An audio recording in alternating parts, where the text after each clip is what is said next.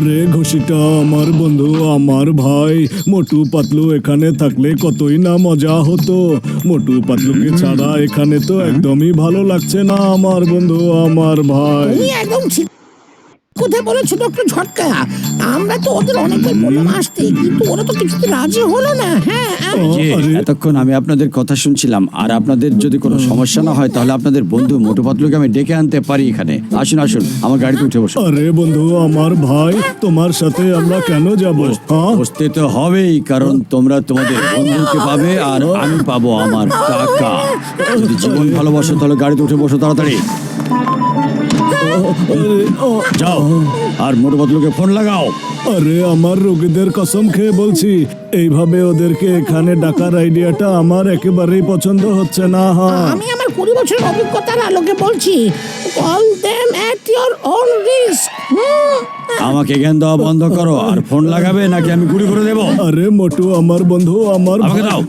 মোটু, যদি তোমার বন্ধুদের বাঁচাতে চাও তাহলে 50 লাখ টাকা নিয়ে modern city double star coffee হাউসে চলে এসো, এক্ষুনি আসবে।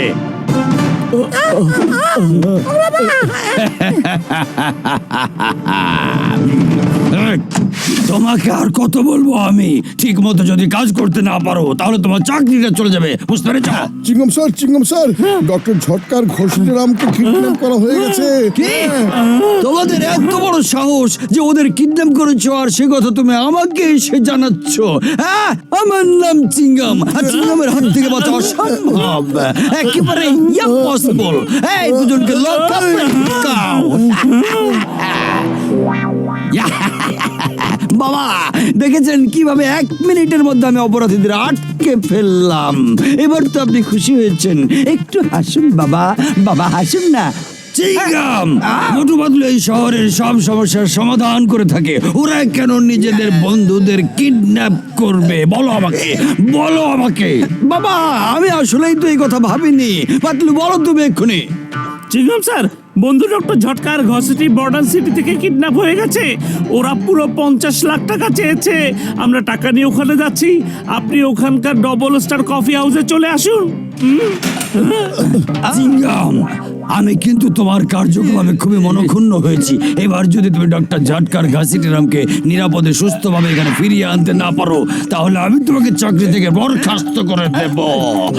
না বাবা, এইভাবে বলবেন না। আমি আমার জীবন বাজি রেখে ওদেরকে উদ্ধার করে আনবো। সরি বাবা, না মানে কমিশনার স্যার, আমি ওদের নিয়ে তবেই ফিরবো।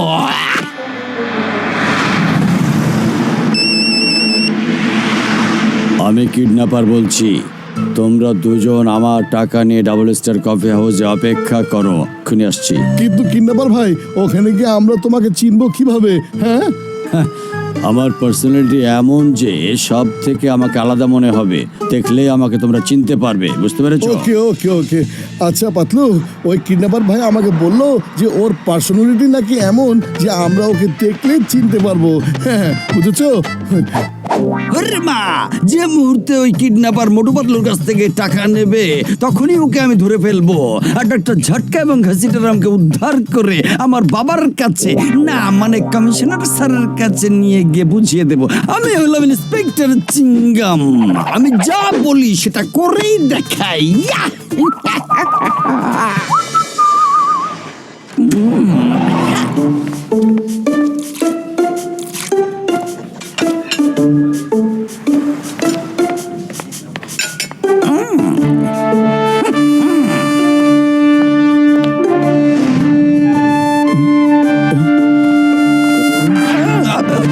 পাতলু, কিডন্যাপার বলেছিল যে অনেক মানুষের ভিড়ে ওকে আলাদা করে চেনা যাবে।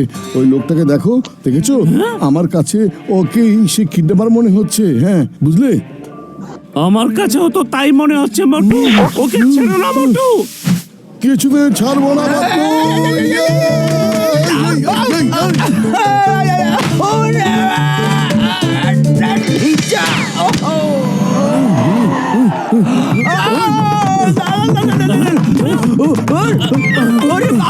আমার কথা শোনো, আমার কথা শোনো। ও মা, মাকে ডাকছো এখন? হ্যাঁ, তোমার মায়ের কথা মনে পড়ছে তাই না? বলো, আমাদের বন্ধুরা কোথায় আছে বলো এক্ষুনি। আমি তোমাকে দেখে চিনতে পেরেছিলাম যে ইউ আর এ কিডন্যাপার। আমি তো বারবার বলছি আমি কিডন্যাপার না। নারকেল পড়ছে চিংড়ম স্যার, এটা কি আপনি নাকি অন্য কেউ? এটা আমি আমি আমি আমি আমি আমি আমার নাম চিঙ্গাম, ইন্সপেক্টর চিঙ্গাম। আমি সেই কখন থেকে মোটুকে বলার চেষ্টা করছি রে বাবা। সরি চিংগাম স্যার, আমি আপনাকে চিনতে ভুল করেছি। কিডন্যাপার আমাকে বলেছিল যে অনেক মানুষের ভিড়ে ওকে আলাদা করে চেনা যাবে। আমাদের কাছে আপনাকে সবচেয়ে আলাদা মনে হয়েছিল, তাই আমরা আপনাকে কিডন্যাপার ভেবেছিলাম। Sorry sir. আচ্ছা, তাহলে সাথে পুলিশ নিয়ে এসেছে? হ্যাঁ, চিংড়ম স্যার, ভেরি সরি, আমরা ভেরি সরি, কিন্তু মনে হচ্ছে আপনাকে দেখে কিডন্যাপার এতক্ষণে পালিয়ে গেছে। তোমরা দুজন সাথে করে পুলিশ নিয়ে এসেছো এখানে। এবার যা হবার হয়ে গেছে, সামনে যদি এই কাজ করো তাহলে কিন্তু সেটা মোটেও ভালো হবে না। এবার আমি তোমাকে শেষবারের মতো সুযোগ দিতে চাই। এবার তোমরা আমার সাথে হাফ সেঞ্চুরি টাওয়ারে দেখা করবে। ওখানকার লিফট নষ্ট হয়ে গেছে, তাই তোমাদের পায়ে হেঁটে উঠতে হবে। সেঞ্চুরি টাওয়ারের যে কোনো ফ্লোরে আমি তোমাদের সঙ্গে দেখা করতে পারি।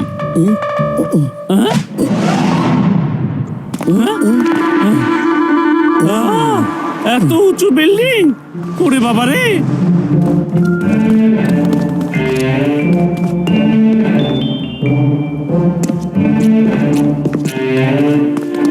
অনেকগুলো সিঁড়ি, তাই না? কিন্তু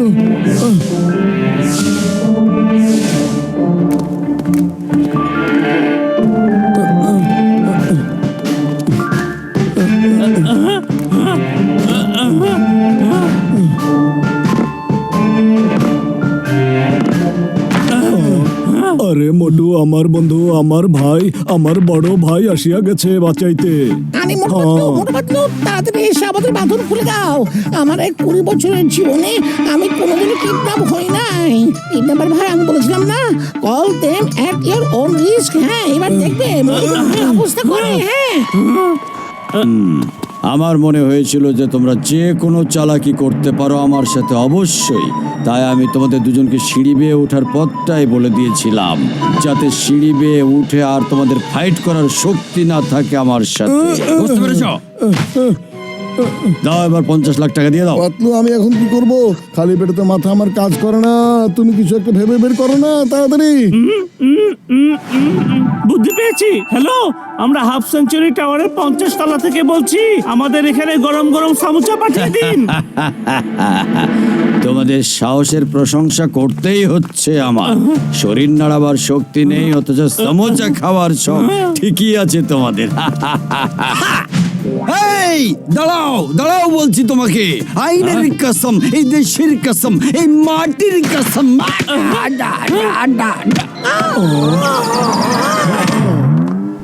পুলিশ!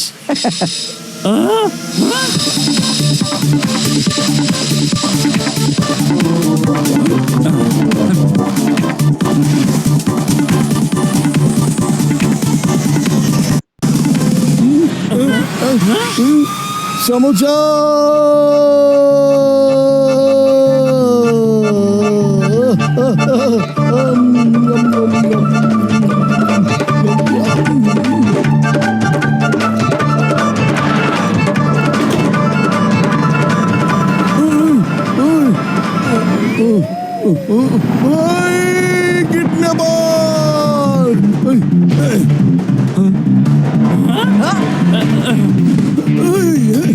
এই যে কিডন্যাপার পালোয়ান, লিফট খোলো। খুলবো না, না খুলবো না, আমি কখনোই লিফট খুলবো না। খুলবে না তুমি, তাই না?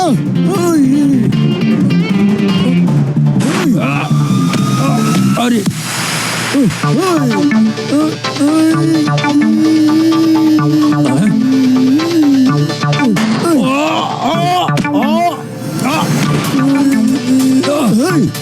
আরে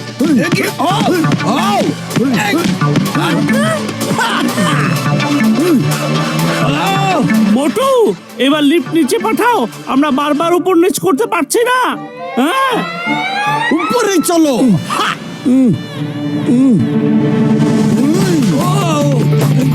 মানুষ না জিন। এবার তোমাকে আমি উপরে পাঠাবো কিডন্যাপার।